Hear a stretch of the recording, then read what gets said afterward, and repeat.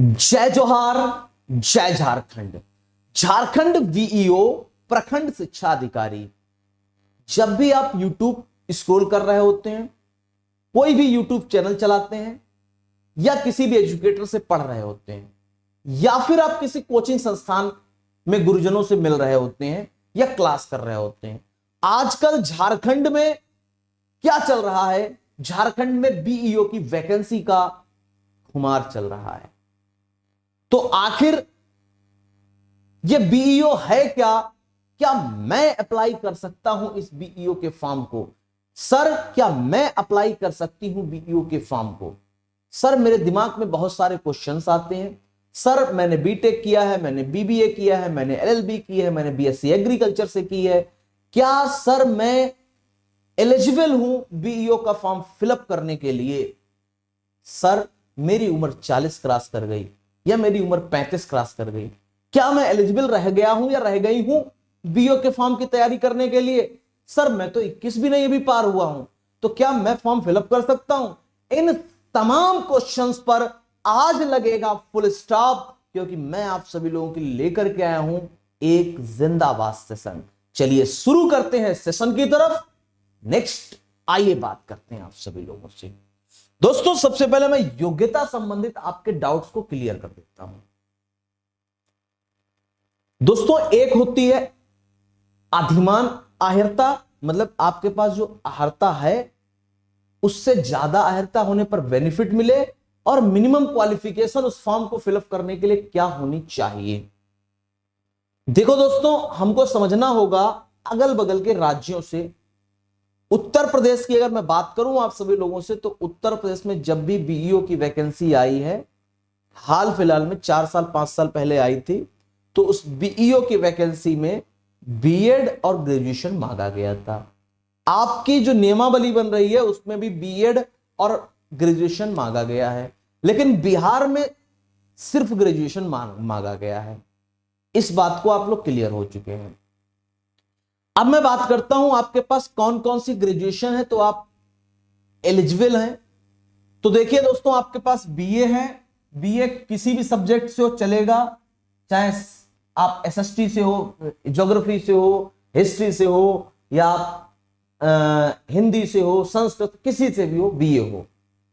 BSc आप किसी भी स्ट्रीम से हो, चाहे एग्रीकल्चर से हो, चाहे बायोलॉजी से हो, चाहे मैथ्स से हो, चाहे एग्री से हो, चाहे आप कंप्यूटर साइंस से हो, किसी से भी हो, यू आर एलिजिबल।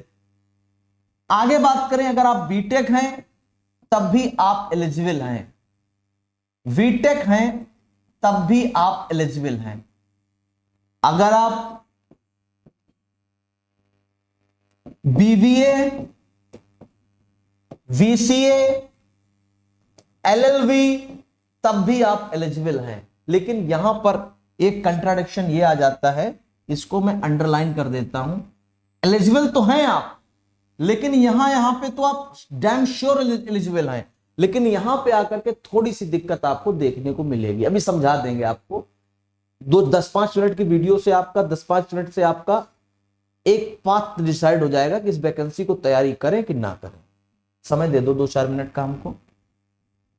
अगर आपने बीएड किया है, बीएड 2014 से पहले 1 साल का होता था, तो अगर आप 2014 से पहले वाले बीएड हैं, 1 ईयर का बीएड है, यू आर एलिजिबल 1 ईयर का। अगर आप प्रेजेंट टाइम में बीएड अभी 2014 से 2024-25 के बीच में बीएड आपने क्लियर किया, 2 साल का बीएड, तब भी आप एलिजिबल हैं, तब भी आप एलिजिबल हैं। 2 ईयर का बीएड, तब भी आप एलिजिबल हैं। अगर आप आईटीईपी के इंटीग्रेटेड कोर्स किया हुआ है आपने, जो 12 के बाद होता है ना, 12 के बाद 4 साल का बीएड होता है, बीए बीएड जिसको बोलते हैं, बीएससी बीएड जिसको बोलते हैं, बीए बीएड या बीएससी बीएड, तब भी आप एलिजिबल हैं। इसमें से आपके पास कोई एक चीज होनी चाहिए। बीपीएड वाले नहीं एलिजिबल हैं। बैचलर इन एजुकेशन होना चाहिए, बीएड होना चाहिए, चाहे 1 साल का हो, चाहे 2 साल का हो, चाहे 4 साल का हो, लेकिन बीएड जरूरी है, मस्ट है।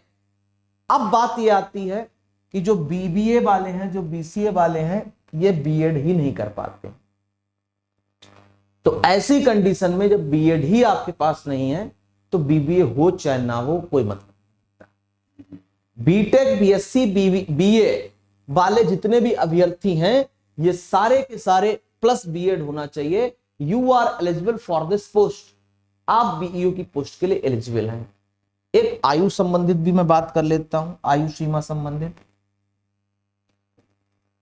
आयु की मैं बात करूं आप सभी लोगों से तो आयु मिनिमम 21 वर्ष होगी, मिनिमम 21 वर्ष होगी। और 21 वर्ष मिनिमम कहां से होगी? 1 अगस्त 2025 तक आप 21 वर्ष के हो जाने चाहिए। 1 अगस्त 2025 तक आप 21 वर्ष के हो जाने चाहिए। मैक्सिमम क्वालिफिक एज अभी स्पष्ट नहीं है, चूंकि ये स्पष्ट मैक्सिमम एज नहीं है अभी, जब तक नियमावली नहीं आती तब तक स्पष्ट हो भी नहीं सकती। लेकिन जैसे कि ये एक शिक्षा विभाग का एग्जाम है, शिक्षा विभाग में चाहे टीजीटी हो, पीजीटी हो, और चाहे आपका अदर स्टेट की मैं बात करूं, यूपी की बात करूं, हर जगह 42 एज जो रिलैक्सेशन है वो दिया जाता है। तो अगर आपकी उम्र 42 साल है और अनरिजर्व कैंडिडेट हो और एससी एसटी ओबीसी 45 वर्ष है तो आप इस एग्जाम की तैयारी कर सकते हैं। 2 डाउट क्लियर हो गए आपके, क्वालिफिकेशन क्लियर हो गई, एज क्लियर हो गई। यानी अगर आपके पास ये दोनों चीजें हैं तो 15 साल बाद भर्ती आई है, तैयारी आज से शुरू करो तभी सिलेक्शन होगा। तैयारी के लिए मैं ये नहीं कह रहा हूं मेरा ही बैच लो, जहां से बैच ज्वाइन करना है ज्वाइन कर सकते हो। टीचर्स एक्सप्रेस प्लेटफॉर्म पर 1149 रुपए में टारगेट कोर्स बीईओ का लॉन्च किया गया है, जिसमें शशि मैम आपको पेपर 3 पढ़ाएंगी, नेट जेआरएफ क्वालिफाइड है। मैं आपको लैंग्वेज पेपर पढ़ाऊंगा, कंप्यूटर पढ़ाऊंगा, वैशाली मैम पढ़ाएंगी, अभिषेक सर पढ़ाएंगे, सौरभ झा सर पढ़ाएंगे, अखिलेश सर पढ़ाएंगे। इतने सारे एजुकेटर्स आपको पढ़ाने वाले हैं। फीस रखी गई है 1149 रुपए। वैलिडिटी है 1 ईयर की। लाइव क्लास मिलेगी, रिकॉर्डेड क्लास मिलेगी, पीडीएफ क्लास मिलेगी, क्लास नोट्स मिलेंगे। 1149 रुपए फीस है। आज ही डाउनलोड करें टीचर्स एक्सप्रेस एप्लीकेशन डाउनलोड करके अपने आप को रजिस्टर करें, पेड कोर्स में जाकर के कोर्स ज्वाइन करें। मिलते हैं नेक्स्ट सेशन में, तब तक के लिए झारखंडी जोहार। बैच संबंधित किसी भी इंक्वायरी के लिए आप इस नंबर पे कॉल या फिर मैसेज कर सकते हो 7376114588 पर आप कॉल या फिर कर सकते हो मैसेज। मिलते हैं नेक्स्ट सेशन में, तब तक के लिए झारखंडी जोहार, जय जोहार, जय झारखंड।